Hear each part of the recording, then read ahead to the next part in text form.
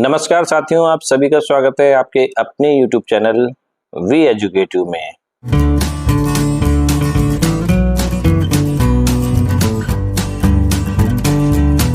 जिन साथियों की ड्यूटियां आगामी विधानसभा चुनाव में द्वितीय मतदान अधिकारी यानी कि P2 के रूप में लग चुकी है, उनके लिए यह वीडियो बहुत ही महत्वपूर्ण होने जा रहा है, क्योंकि जो द्वितीय मतदान अधिकारी होता है वो मतदाता रजिस्टर 17 का प्रभारी होता है और मतदाता रजिस्टर 17 को उनको बड़ी ही सावधानी से भरना पड़ता है।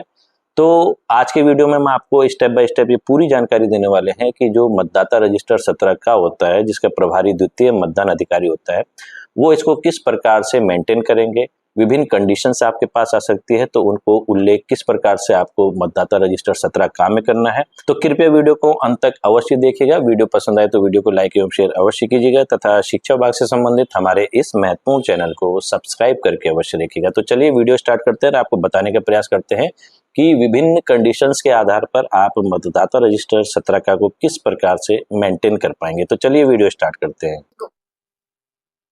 तो जो द्वितीय मतदान अधिकारी यानी कि P2 होता है वो मतदाता रजिस्टर 17 का प्रभारी भी होता है। इसके साथ ही साथ वह अमिट शाही का भी प्रभारी होता है और उनको वोटर स्लिप भी इशू करनी पड़ती है। जो मतदाता आते हैं उनको मतदाता पर्ची भी निर्गत करनी पड़ती है। तो मतदाता रजिस्टर 17 का प्रारूप आपको एग्जाम्पल के माध्यम से हम यहाँ समझाने का प्रयास करेंगे। लेकिन उससे पहले जब द्वितीय मतदान अधिकारी के पास कोई प्रथम मतदान अधिकारी से होते हुए मतदाता आता है तो सबसे पहले उसको जो निर्धारित फिंगर है, उंगली है, उस पर अमिट शाही का निशान लगाना पड़ता है। तो माना कोई मतदाता द्वितीय मतदान अधिकारी के पास आता है तो उसकी जो बाएं हाथ की तर्जनी होती है उस पर अमिट शाही का निशान लगाया जाता है। निशान लगाने का तरीका ये नाखून से होते हुए आप ऊपर की ओर मांस की ओर इसको खींचेंगे तो इस प्रकार से अमिट शाही का निशान लग जाता है।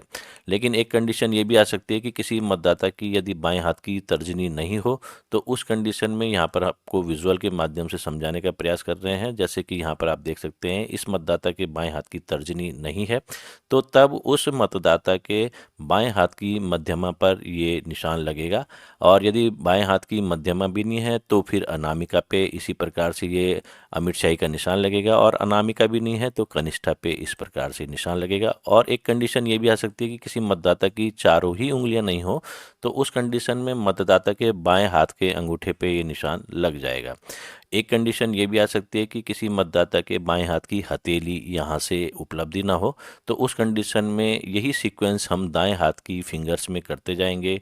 दाएं हाथ की पहले कनिष्ठा जो तर्जनी पे, फिर तर्जनी नहीं है तो मध्यमा पे, मध्यमा नहीं है तो अनामिका पे, अनामिका नहीं है तो कनिष्ठा पे, और अगर ये चारों फिंगर दाएं हाथ की भी नहीं है तो फिर अंगूठे पे ये निशान लगाया जाता है। और एक कंडीशन ये भी आ सकती है कि किसी मतदाता के बाएं हाथ की हथेली भी नहीं है और दाएं हाथ की हथेली भी नहीं है, तो उस कंडीशन में मतदाता की बाएं हाथ की हथेली जहां से आरंभ होगी, जहां पर से कटी हुई होगी, उधर ये निशान लगा दिया जाएगा। और एक कंडीशन ये भी आ सकती है कि किसी मतदाता के बाएं हाथ ही नहीं है, कंधे से ही नहीं है, तो उस कंडीशन में इस मतदाता के दाएं हाथ की हथेली जहां पर उपलब्ध नहीं होगी वहां से निशान लगाया जाएगा। और एक कंडीशन ये भी आ सकती है कि मतदाता के बायां और दाएं हाथ दोनों ही कंधे से नहीं है, तो उस कंडीशन में जो बायां कंधा है जहां पर उसका ठुंग होता है, जहां से हाथ उपलब्ध नहीं होता, वहां पर ये निशान लगा दिया जाएगा। इसी के साथ साथ जो मतदाता पर्ची होती है उसको इश्यू इस प्रकार से करेंगे, अभी हम आपको बताते हैं। पहले ये विभिन्न कंडीशंस भी है मतदाता रजिस्टर 17 में, और उनको भी हम बताने का प्रयास करेंगे। तो यहाँ पर हम देख लेते हैं, जैसे यहाँ पर सबसे पहले ऊपरी जो सूचनाएं भरनी है वो किस प्रकार से भरनी है। 03 पूर्वी चंपारण हमने यहाँ उदाहरण के लिए संसदीय क्षेत्र लिखा है जो लोकसभा क्षेत्र है, और 19 मोतिहारी इसके अंतर्गत जो विधानसभा क्षेत्र आता है जिसके अंतर्गत आपकी ड्यूटी लगी होगी, 19 मोतिहारी विधानसभा क्षेत्र के अंतर्गत ये ड्यूटी लगी है, तो हमने यहाँ पर 19 मोतिहारी लिख दिया। आपको जो भी विधानसभा क्षेत्र आवंटित हो रखा होगा उसके हिसाब से आप यहाँ पर इसका नाम लिख देंगे। मतदान केंद्र का संख्यांक और नाम, मान लिया कि मतदान केंद्र का संख्यांक और नाम 45 राजकीय प्राथमिक विद्यालय XYZ है, तो आपके जो ड्यूटी प्रमाण पत्र है उसमें ये नाम मेंशन होगा। जो आपको चुनाव संबंधित ड्यूटी प्रमाण पत्र निर्गत हो गया होगा जिसमें आपकी ड्यूटी मेंशन होगी कि आपको कौन सा पोलिंग बूथ इश्यू कर रखा है। साथ ही निर्वाचक नामावली की चिन्हित प्रति में भी ये नाम मेंशन होता है, तो आप उसको देख सकते हैं। और इसके साथ ही साथ कक्ष संख्या, मान लिया कि कक्ष संख्या 1 है तो आपने यहाँ पर कक्ष संख्या 1 लिख दी है। अब इसके बाद यहाँ पर आ जाता है निर्वाचक नामावली के भाग संख्या। तो मान लिया कि निर्वाचक नामावली की भाग संख्या 10 है, हमने यहाँ 10 मेंशन कर दी। आपकी निर्वाचक नामावली की जो भी भाग संख्या होगी उसको आप यहाँ पर मेंशन कर देंगे। अब एक विशेष बात का ध्यान देने योग्य बात यह है कि जब आप ये सूचनाएं भर दें तो उसके बाद यहाँ पर ज़रूर लिख दें कंट्रोल यूनिट में टोटल को चेक किया गया व शून्य पाया गया। जो वोट है उसमें अब कुछ भी नहीं है, शून्य पाए गए। तो जब आप मॉक पोल कर लेते हैं उसके बाद आपको सीआरसी करना पड़ता है, क्लियर करना पड़ता है पूरे वोट्स को, और जो पोलिंग एजेंट्स हैं, मतदान अभिकर्ता है, उनको ये सेटिस्फाई करना पड़ता है कि अब इस मशीन में एक भी वोट नहीं है। तो यहाँ पर आप कंट्रोल यूनिट में टोटल को चेक किया गया व शून्य पाया गया ये लिखेंगे, और यहाँ पर आप पीठासीन अधिकारी के हस्ताक्षर भी करवाएंगे। पीओ के जो प्रिजाइडिंग ऑफिसर होता है उनके हस्ताक्षर भी आप यहाँ पर करवा लें। अब यहाँ पर विभिन्न कंडीशन हम देख लेते हैं एक एक करके। सबसे पहले क्रम संख्या, यदि कोई मतदाता पहले नंबर पे आता है वोट देने तो उसका नंबर 1 आ जाएगा यहाँ पर, और उसके बाद जो दूसरा कॉलम है निर्वाचक नामावली में निर्वाचक का क्रम संख्यांक, तो यहाँ पर वो क्रम संख्यांक आएगा जो निर्वाचक नामावली की चिन्हित प्रति में अंकित हो गया। मान लिया कि जो पहला मतदाता आया वोट कास्ट करने, उसका निर्वाचक नामावली की चिन्हित प्रति में जो क्रम संख्यांक है वो 18 है, 18वें नंबर पे है, तो उनको यहाँ पर 18 लिख दिया हमने। उसके बाद निर्वाचक द्वारा अपनी पहचान के सबूत में प्रस्तुत दस्तावेज का ब्यौरा, मान लिया कि ईपिक कार्ड लाया, राज्य निर्वाचन आयोग के द्वारा जो भी पहचान के दस्तावेज निर्धारित किए गए होंगे उसकी सूची भी आपको मिल जाएगी। तो उन्हीं के आधार पे आपको ये दस्तावेज प्रूफ करने हैं, वेरीफाई करने हैं और यहाँ पर मेंशन करना है। तो ईपिक कार्ड ये लाते हैं तो हमने यहाँ शॉर्ट में ईपी लिख दिया, और ईपिक कार्ड के जो अंतिम 4 डिजिट है उसको हमने यहाँ पर मेंशन कर दिया। मान लिया कि 4258 इनकी अंतिम डिजिट है। निर्वाचक के हस्ताक्षर या अंगूठे के निशान, अब मान लिया कि ये जो निर्वाचक का नाम है जागेश मिश्रा है, ये निर्वाचक जो मतदाता हैं, तो इन्होंने यहाँ पर अपने सिग्नेचर कर दिए और इन्होंने आसानी से ये वोट कर दिया, मतदान कर दिया। इसमें कोई भी डिस्प्यूट नहीं हुआ, कोई विवाद नहीं हुआ, तो टिप्पणी में आपको कुछ भी लिखने की आवश्यकता नहीं है। हम यहाँ बताना चाहेंगे कि इस वीडियो में जितने भी नाम यहाँ पर अंकित किए गए हैं वो सभी नाम काल्पनिक हैं, उनका किसी जीवित या मृत व्यक्ति से कोई संबंध नहीं है, और इन नामों से किसी की निजता का किसी भी प्रकार से हनन नहीं होता। ये केवल आपको डेमोन्स्ट्रेशन से बताने का प्रयास करने के लिए यहाँ पर ये नाम अंकित किए गए हैं। तो एक केस ये आ गया है कि ये निर्विवाद रूप से इन्होंने वोट कास्ट किया और ये चले गए, तो यहाँ पर टिप्पणी में आपको कुछ भी लिखने की आवश्यकता नहीं है। अब एक दूसरा केस देख लेते हैं कि दूसरे नंबर पे कोई एक वोटर आता है और उसका जो मतदाता सूची है, जो निर्वाचक नामावली की चिन्हित पड़ती है उसमें क्रम संख्या 75 है, तो हमने यहाँ पर इनका क्रमांक 75 अंकित कर दिया। अब ये ड्राइविंग लाइसेंस लेके आए तो हमने डीएल लिख दिया शॉर्ट में, और डीएल के जो अंतिम 4 डिजिट हैं उनको लिख दिया हमने यहाँ पर 2041, मान लिया ये डीएल के अंतिम 4 डिजिट हैं। अब इनका नाम मान लिया कि दिनेश है, तो इन्होंने अपने सिग्नेचर दिनेश यहाँ पर कर दिए हैं। अब एक बात का और विशेष ख्याल रखेंगे द्वितीय मतदान अधिकारी कि जब कोई मतदाता आपके पास आता है तो आपका जो मतदाता रजिस्टर होता है वो उसका मुंह आपकी तरफ होगा और मतदाता आपके अपोजिट साइड में खड़े होंगे, तो आपको रजिस्टर को घुमा के उनको सिग्नेचर करवाने की आवश्यकता नहीं है। आप उनसे वहीं से उल्टी साइड से ही सिग्नेचर करवा दें, तो ये नाम भले ही उल्टे दिखाई देंगे, इससे फ़ायदा ये होता है कि चूंकि आप जो अमिट शाही के प्रभारी भी होते हैं, अमिट शाही आपके बगल में रखी रहती है। अगर आप रजिस्टर को बार बार उल्टा सुल्टा करते रहेंगे तो अमिट शाही के गिरने की संभावना भी प्रबल हो जाती है। तो इस कारण से इनके सिग्नेचर आप उन्हीं की साइड से करवा दें, तो ये सिग्नेचर भले ही उल्टे दिखेंगे लेकिन इसके आपके कार्यों में सुविधा होगी। अब ये मान लिया दिनेश नाम के वोटर आए, इनको आपने यहाँ पर मतदाता रजिस्टर 17 का में एंट्री भी कर दी और इनको वोटर स्लिप भी इश्यू कर दी, इनके अंगुली में निशान भी लगा दिया आपने अमिट शाही का। लेकिन जब इनको बैलेट इश्यू किया गया उस समय इनके द्वारा मत न देने का विनिश्चय कर दिया गया, इनका हृदय परिवर्तन हो गया और उन्होंने मत देने से मना कर दिया। तो ऐसी कंडीशन में आप इनको मत देने के लिए बाध्य नहीं करेंगे। आप ये नहीं बोल सकते कि आपका यहाँ पर मतदाता रजिस्टर 17 काम में नाम अंकित हो गया है, आपकी उंगली पे निशान लग गया है, तो आप वोट आपको देना पड़ेगा। अगर इन्होंने मत न देने का विनिश्चय कर दिया तो आप इनको यहाँ पर एक सिग्नेचर और करा दें टिप्पणी में, और मत न देने का विनिश्चय यहाँ पर लिख दें टिप्पणी और इनको आप जाने दें। अब एक केस यहाँ पर यह भी आ सकता है कि मान लिया कि तीसरे नंबर पे कोई एक वोटर आता है जिसका निर्वाचक नामावली की चिन्हित प्रति में क्रमांक 100वां है, तो हमने यहाँ 100 लिख दिया। इन्होंने अपना ईपिक कार्ड प्रस्तुत किया, इन्होंने यहाँ सिग्नेचर भी कर दिए, इनको वोटर स्लिप भी इश्यू हो गई, ये तीसरे मतदान अधिकारी के पास भी जाते हैं और वहाँ से इनको बैलेट इश्यू हो भी जाए या ना भी हो, उस कंडीशन में यदि ये मतदान की गोपनीयता को भंग करने का प्रयास करते हैं, जैसे कुछ इशारे करते हैं किसी उम्मीदवार के सिंबल का, या फिर जोर जोर से पुकारते हैं और पीठासीन अधिकारी को लगता है कि ये मतदान की गोपनीयता को भंग कर रहे हैं, तो उस कंडीशन में पीठासीन अधिकारी अपनी पावर का प्रयोग करके इनको मतदान करने से रोक सकते हैं। और यहाँ पर अगर ये कंडीशन आपके पोलिंग बूथ में आती है इस प्रकार की, तो इस टिप्पणी में लिखा जाएगा मतदान की गोपनीयता भंग मत न देने के लिए इनको अनुज्ञात कर दिया गया, कि इनको मत नहीं देने दिया गया।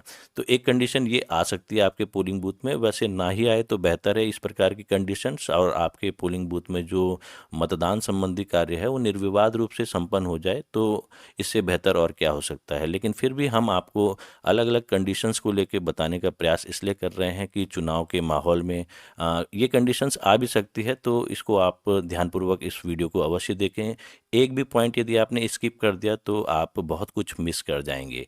तो अब यहाँ पर एक कंडीशन हम देख लेते हैं कि चौथे नंबर पे माना कोई एक वोटर आता है जो कि प्रॉक्सी वोटर होता है। तो प्रॉक्सी वोटर के बारे में आपको ट्रेनिंग्स में बता ही रखा है, लेकिन फिर भी हम आपको बता देते हैं कि कुछ वर्गीकृत सेवाओं में कार्य करने वाले जो कर्मचारी होते हैं, जैसे भारतीय सेना के जवान हैं, वो सरहदों में इतनी दूर देश की सेवा करते हैं कि जब मतदान का समय होता है तो जो भी उनका निर्वाचन क्षेत्र होता है वहाँ पर वो अपने मताधिकार का प्रयोग करने में वंचित रहते हैं। तो ऐसी कंडीशन में वो अधिकृत कर देते हैं अपनी माता को, पिता को, भाई को, बहन को या धर्मपत्नी को अपने वोटर के रूप में, और तो इन्हीं को प्रॉक्सी वोटर कहा जाता है। और प्रॉक्सी वोटर यदि आपके पोलिंग बूथ में उपलब्ध होंगे तो उनकी सूचना आपको पहले से मिल जाएगी, उनकी लिस्ट आपको मिल जाएगी। तो मान लिया कि प्रॉक्सी वोटर का केस आता है जिनका क्रम संख्या 120 है निर्वाचक नामावली की चिन्हित प्रति में, तो आपने 120 लिख दिया। यहाँ पर उनकी आइडेंटिटी ले लेनी है आपने, जो कि प्रॉक्सी वोटर की आइडेंटिटी होगी। राकेश नाम के यहाँ पर कोई प्रॉक्सी वोटर बन के आए हैं, तो उनके यहाँ आपको नाम भी लिखवाना है और साथ में उनके बाएं हाथ के अंगूठे का निशान भी लगेगा प्रॉक्सी वोटर के। इसके साथ ही साथ जो प्रॉक्सी वोटर बन के आएगा उसके बाएं हाथ की मध्यमा में भी अमिट शाही का निशान लगाया जाएगा, क्योंकि प्रॉक्सी वोटर स्वयं में भी एक वोटर होगा वहाँ के निर्वाचन क्षेत्र का, तो वो ऑब्वियसली अपना वोट कास्ट करने भी आएगा। तो उस कंडीशन में तब उनके बाएं हाथ की तर्जनी पे निशान लगाया जाएगा। लेकिन अगर वो प्रॉक्सी वोटर बन के आ रखे हैं तो उनके बाएं हाथ की मध्यमा पे ये अमिट शाही का निशान लगाया जाएगा। और राज्य निर्वाचन आयोग समय समय पर इन कंडीशंस को चेंज भी कर सकता है कि किस उंगली पे ये अमिट शाही का निशान लगाया जाएगा प्रॉक्सी वोटर को। तो कृपया इसको अंतिम न समझा जाए, और ट्रेनिंग्स में जो भी दिशा निर्देश मतदान के अंतिम दिन से पहले भी आ सकते हैं उसका भी आप ध्यानपूर्वक उसको वॉच करते रहें। तो और टिप्पणी में यहाँ पर लिख दिया जाएगा प्रॉक्सी वोटर। तो इस प्रकार से प्रॉक्सी वोटर का प्रोसेस पूरा होता है यदि आपके पोलिंग बूथ में प्रॉक्सी वोटर कोई आता है। अब एक केस ये भी हो सकता है कि 5वें नंबर में कोई वोटर आया जो कि एएसडी वोटर है। अब एएसडी वोटर क्या होता है? एब्सेंटी, शिफ्टेड या डेड वोटर। तो एएसडी वोटर में जब बीएलओ मतदाताओं के सत्यापन के लिए घर घर जाते हैं, उस कंडीशन में हो सकता है कि कोई मतदाता अपने निर्वाचन क्षेत्र में लंबे समय से एब्सेंट है या फिर कहीं और शिफ्ट हो गया है, क्योंकि उनका मकान का कार्य कहीं और चल रहा है तो वो शिफ्ट हो रखे हैं कहीं और, या फिर उनको मृत पाए जाते हों कि ये मृत हैं। तो उस कंडीशन में उनके नाम एएसडी वोटर स्लिप में आ जाते हैं। और ये जो आपको निर्वाचक नामावली की चिन्हित प्रति मिलती है उसमें भी एब्सेंटी, शिफ्टेड या डेड भी लिखा रहता है। तो अगर ऐसा वोटर आ जाता है, ये त्रुटि के वश ये एएसडी वोटर की सूची में आ जाते हैं, लेकिन ये वोटर आ जाता है वोट कास्ट करने, तो इनके वोट कास्ट करने को आप रोक नहीं सकते। अगर उनसे पहचान के उचित दस्तावेज ले लें, पहले उनकी पूरी पहचान कर लें, यदि आप संतुष्ट हो जाते हैं तो उनको वोट देने दिया जाएगा। तो यहाँ पर कोई एएसडी वोटर की स्लिप में जो नाम अंकित था, ज्योति नाम से कोई आ गए हैं वोट कास्ट करने, तो इनका यहाँ पर पहले क्रमांक संख्या जो अंकित होगी निर्वाचक नामावली की चिन्हित प्रति में वो लिख देनी है। इनका जो पहचान का दस्तावेज है वो आपको ले लेना है, जैसे इन्होंने आधार कार्ड के रूप में पहचान का दस्तावेज प्रस्तुत किया, उसके अंतिम 4 डिजिट लिखनी है। एएसडी वोटर के केस में भी आपको इनके सिग्नेचर भी कराने हैं और बाएं हाथ के अंगूठे का निशान भी लेना है, और इनकी टिप्पणी में यहाँ पर आप लिख देंगे एएसडी वोटर। तो ये एएसडी वोटर का केस है। इसी प्रकार से यहाँ पर मान लिया कि क्रम संख्या 6 में कोई वोटर आता है जिसका निर्वाचक नामावली की चिन्हित प्रति में क्रम संख्या 311 है और ये एनआरआई का केस है, प्रवासी भारतीय का केस है। तो प्रवासी भारतीय क्या होते हैं कि कुछ ऐसे व्यक्ति होते हैं, कुछ मतदाता ऐसे होते हैं जो कि विदेश में रहते हैं, भले ही उन्होंने विदेश की नागरिकता नहीं ले रखी हो, उनकी नागरिकता भारत की रहती है, लेकिन वो विदेश में रहते हैं। तो ऐसे मतदाताओं को जो फोटो पहचान पत्र है वो इश्यू नहीं किया जाता है, इनका पासपोर्ट के आधार पर ही इनको वोट कास्ट करने दिया जाता है। तो यदि ऐसा कोई मतदाता आपके पोलिंग बूथ में आता है, उसने अपना पासपोर्ट, पीपी हमने यहाँ शॉर्ट में लिखा है पासपोर्ट के लिए, वो प्रस्तुत कर दिया और यहाँ पर इसका अंतिम क्रमांक 4529 है, कमल यादव नाम के ये कोई एनआरआई हैं, तो उस केस में आप यहाँ पर उनके हस्ताक्षर ले लेंगे या अंगूठे का निशान ले लेंगे और यहाँ पर टिप्पणी में एनआरआई लिख देंगे। तो इस प्रकार से प्रवासी भारतीय या फिर एनआरआई लिख सकते हैं और इस प्रकार से ये वाला केस भी आपका सॉल्व हो जाता है मतदाता रजिस्टर 17 का में, यदि इस प्रकार की एंट्री की नौबत आती है। तो अब एक केस हम यहाँ पर ले लेते हैं कि 7वें नंबर पे कोई वोटर आया जिसका मतदाता सूची में क्रमांक 624 है और इन्होंने अपने बैंक की पासबुक दिखाई और पहचान के दस्तावेज के रूप में, और इन्होंने यहाँ अंगूठे का निशान भी लगाया। ये विकलांग है, नेत्रहीन है और अक्षम है जो उम्मीदवारों के चुनाव निशान हैं उनको परखने में, तो इन्होंने एक अपना साथी भी रखा। तो पहले तो आप जो नेत्रहीन है या शिथिलांग है उनके अंगूठे का निशान भी ले लेंगे, या अगर वो सिग्नेचर करने में सक्षम है, अगर नेत्रहीन है तो सिग्नेचर नहीं कर पाएंगे, लेकिन अगर शिथिलांग है तो हो सकता है वो सिग्नेचर भी कर दें। तो या तो सिग्नेचर ले लें या फिर अंगूठे का निशान ले लें, बाएं हाथ के अंगूठे का निशान। उसके बाद जो इनका साथी बन के आया है उससे भी निर्धारित प्रारूप पे घोषणाएं प्राप्त कर लें, जो कि पीठासीन अधिकारी का कार्य होता है। और उसके बाद जब पीठासीन अधिकारी ये इजाज़त दे देते हैं कि ये जो इनके हेल्पर हैं वो भी इनके साथ वोटिंग कंपार्टमेंट के अंदर जा सकते हैं, तो उसके बाद इनको जाने दिया जाए। लेकिन जो ये साथी बन के आएंगे हेल्पर, उनके दाएं हाथ की मध्यमा पे भी ये अमिट शाही का निशान लगाया जाता है, ताकि उनकी पहचान सुनिश्चित हो जाए कि उन्होंने किसी की हेल्प एक बार कर ली है। और एक हेल्पर पूरे चुनाव में एक ही ऐसे व्यक्ति की हेल्प कर सकता है जो नेत्रहीन शिथिलांग हो। तो इस बात का भी आपको विशेष ख्याल रखना है कि एक हेल्पर केवल एक ही नेत्रहीन शिथिलांग व्यक्ति के लिए, मतदाता के लिए अपने हेल्पर के रूप में अपना सहयोग प्रदान कर सकता है। तो इस प्रकार से आपको यहाँ पर ये टिप्पणी में भी लिखना होगा नेत्रहीन शिथिलांग साथी।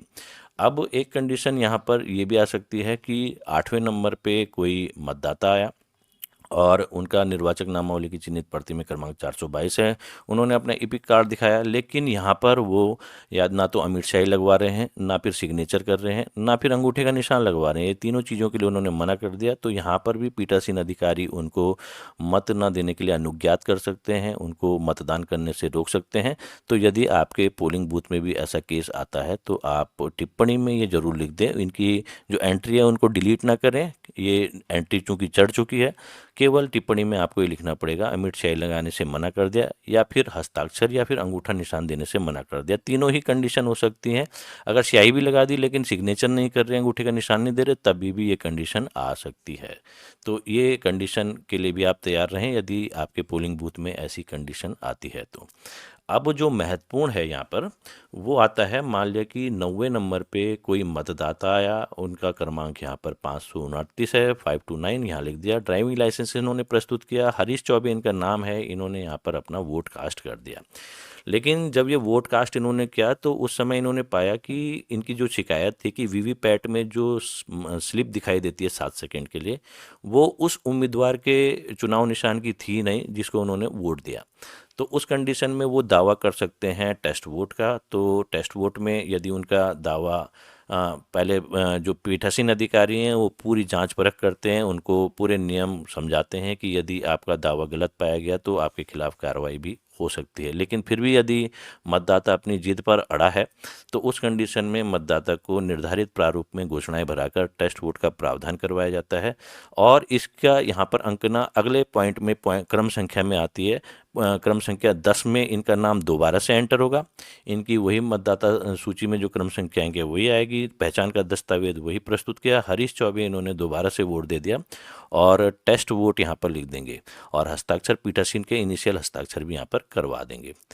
तो अब आपके दिमाग में ये भी आ रहा होगा कि एक ही कैंडिडेट को इन्होंने 2 बार टेस्ट वोट दे दिया, तो प्रारूप 17 में भी ये मेंशन होता है टेस्ट वोट कितने पड़ गए किस उम्मीदवार को।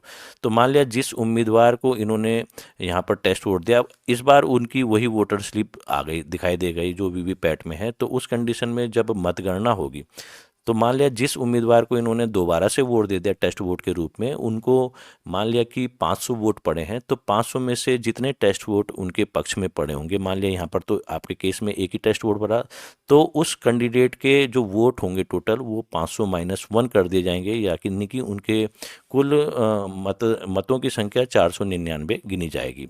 और जब ये पेज आपका खत्म हो जाए पहला पेज, तो यहाँ पर आप दिनांक व स्थान जरूर डाल दें, पीठासीन अधिकारी का हस्ताक्षर करवा लें, और साथ ही साथ यहाँ पर अपनी सुविधा के लिए इपिक कार्ड से कितने मतदाताओं ने वोट दिया और नॉन इपिक कार्ड से कितने मतदाताओं ने इस पेज में वोट दिया, उसको भी मेंशन करते जाएं। प्रत्येक पेज में आपको मेंशन करना है, इससे आपको सुविधा होगी। जब आप फॉर्म PS05 भरते हैं उस समय इसको लिखा जाता है, तो वहाँ पर आपको सुविधा होगी। तो जब द्वितीय मतदान अधिकारी के पास ये तमाम कंडीशंस आती है, अभी एक दो कंडीशन और हम आपको आगे बताएंगे कि उसमें आपको क्या करना है, लेकिन उससे पहले हम आपको ये भी बताते हैं कि जो मतदाता सूची वोटर स्लिप द्वितीय मतदान अधिकारी इशू करेगा वो किस प्रकार से करेगा। यहाँ पर आप इसका प्रारूप देख सकते हैं, बिहार विधानसभा निर्वाचन 2025 मतदाता पर्ची, मतदाताओं के रजिस्टर के स्तंभ 1 के अनुसार जो निर्वाचक की क्रम संख्या, माना कोई पहले नंबर पे मतदाता वोट कास्ट करना है तो उसको यहाँ पर 1 लिख देंगे, ऐसे कोई दूसरे नंबर पे आता है तो 2 लिख देंगे, और निर्वाचक नामावली की चिन्हित प्रति में जो उनका क्रमांक होगा उसको यहाँ लिखेंगे, और द्वितीय मतदान अधिकारी यहाँ पर अपने इनिशियल हस्ताक्षर कर सकते हैं, लघु हस्ताक्षर कर सकते हैं, और इस वोटर स्लिप को वो मतदाता को देते हैं, जिसको लेके मतदाता फिर तृतीय मतदान अधिकारी के पास जमा करवाता है, तब उनको बैलेट इश्यू होते हैं। तो इसका प्रारूप कुछ इस प्रकार से है। साथ ही साथ अभी हम आपको ये भी बताते हैं कि जब दो कंडीशंस आपके पोलिंग बूथ में और आ सकती है, एक तो ईडीसी वोटर की, तो ईडीसी वोटर की कंडीशन विधानसभा चुनाव में नहीं आती, क्योंकि ईडीसी वोटर जो होते हैं वो जैसे आपका लोकसभा संसदीय क्षेत्र है उसमें जितने भी शिक्षक कर्मचारी हैं वो उसी लोकसभा या संसदीय क्षेत्र में कहीं ना कहीं पोलिंग बूथ में उनकी ड्यूटी लग जाती है, तो उस कंडीशन में वो ईडीसी प्रमाण पत्र प्रस्तुत करके ईवीएम मशीन की सहायता से वोट कास्ट कर सकते हैं। लेकिन जो विधानसभा चुनाव होते हैं उनमें विधानसभा क्षेत्रों में संबंधित शिक्षक या कर्मचारी की ड्यूटी नहीं लगती, उसी के जो विधानसभा क्षेत्र है, निवास स्थान का विधानसभा क्षेत्र, या फिर वो जिस विद्यालय में या कार्यालय में कार्यरत है वो जिस विधानसभा क्षेत्र के अंतर्गत आता है उसमें भी उनकी ड्यूटी नहीं लगती। तो ऐसों के लिए फिर पोस्टल बैलेट की व्यवस्था की जाती है ऐसे कर्मचारी शिक्षकों के लिए। तो विधानसभा क्षेत्र में जो विधानसभा चुनाव है उनमें ईडीसी कंडीशन नहीं आती। और एक कंडीशन ये आ सकती है आपके पोलिंग बूथ में निविदत मतपत्र यानी कि टेंडर वोट की। मान लिया कि यहाँ पर आप देख लीजिए 822वें नंबर पे कोई मतदाता आता है जिसका जो क्रमांक है वो 625 है, मतदाता सूची में उन्होंने अपना यहाँ पर वोट कास्ट करके वो चले गए।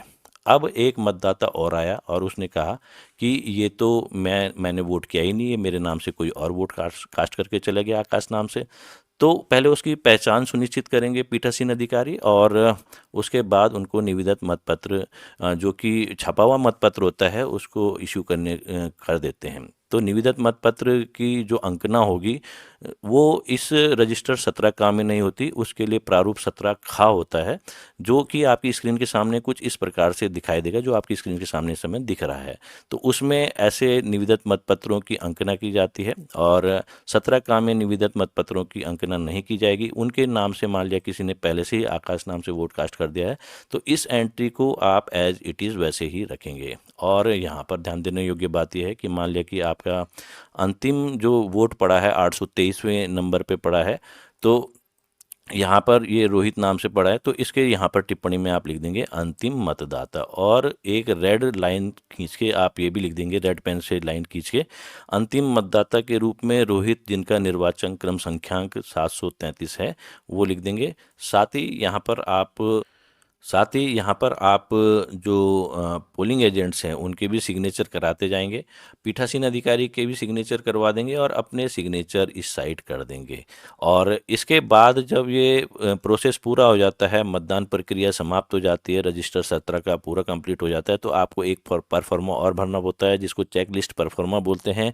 यहाँ पर आप देख सकते हैं उसका प्रारूप कुछ इस प्रकार से। विधानसभा निर्वाचन क्षेत्र में समाविष्टि मान लिया कि 19 मोतिहारी हमने लिखा है जो आपको आवंटित हुआ है। मध्य स्थल की संख्या यहाँ पर आपको अंकित कर देनी है। अब यहाँ पर क्या मतदाताओं के पहचान के अभिलेखों और उनकी संख्याओं की जांच की गई, तो आपने इसमें हाँ में टिक करना है। क्या मतदाता फोटो पहचान पत्र के अंतिम 4 क्रमांक की प्रविष्टि की गई, जैसे हम पहले भी आपको बोल चुके हैं कि जैसे हमने ईपी लिखा फिर उसके डैश करके 4 क्रमांक लिखे, तो वो भी हमने हाँ किया है। क्या मतदाता के हस्ताक्षर बाएं अंगूठे का निशान लिया गया, तो ये भी हाँ किया गया है। और क्या मतदाता पंजिका 17 का के भली भांति भरा गया, तो इसको भी आपने हाँ लिखना है। तो ये द्वितीय मतदान अधिकारी के कार्यों में आते हैं।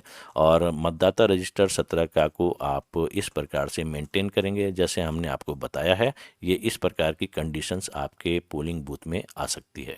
तो साथियों, आपने देखा कि किस प्रकार इस वीडियो के माध्यम से हमने आपको मतदाता रजिस्टर 17 का को मेंटेन करने का बिल्कुल सही तरीका बताया। यदि यह वीडियो आपके लिए लाभकारी साबित होता हो तो वीडियो को अधिक से अधिक लाइक एवं शेयर अवश्य कीजिएगा, ताकि अन्य साथी जिनकी ड्यूटियां द्वितीय मतदान अधिकारी यानी कि P2 के रूप में लग चुकी है वो भी इसका लाभ उठा पाए, तथा शिक्षा विभाग से संबंधित हमारे इस महत्वपूर्ण चैनल को सब्सक्राइब करके अवश्य रखिएगा। मिलते हैं आपसे शीघ्र एक नई वीडियो में, तब तक दीजिए हमें इजाजत। धन्यवाद।